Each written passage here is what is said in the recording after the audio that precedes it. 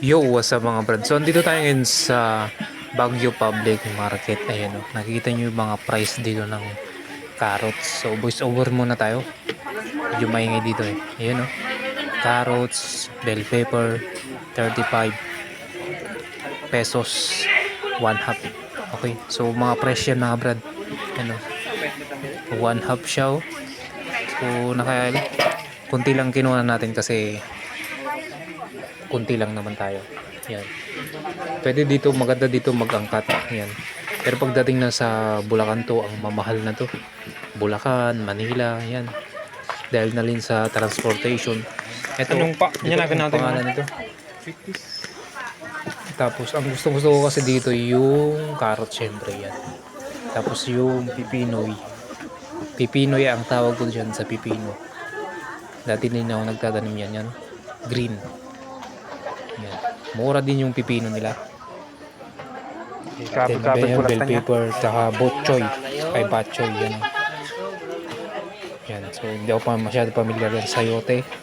Yan, 20 pesos din, oh. Pwede mo ngang araw-arawin yan. Hindi ka naman magkakasakit dyan. Yan sa sayote na yan.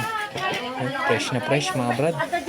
Sarap maggulay ng ganito pag ganito kamura yung gulay mo. Konti lang datoy. Bagyo vegetable yan, oh. Broccoli, mga brad. Mahal nito. Hinato di kinyami ah. Sa Bulacan, mahal Hinato yan. di baba.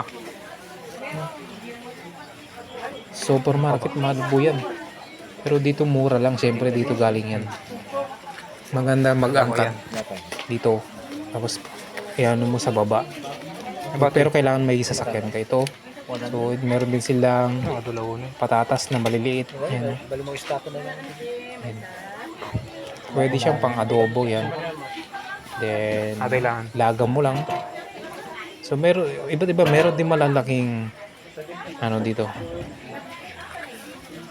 Patatas. Yun, for kilo-kilo. Actually, wala naman. Hindi makakuha ng 1 kilo-kilo.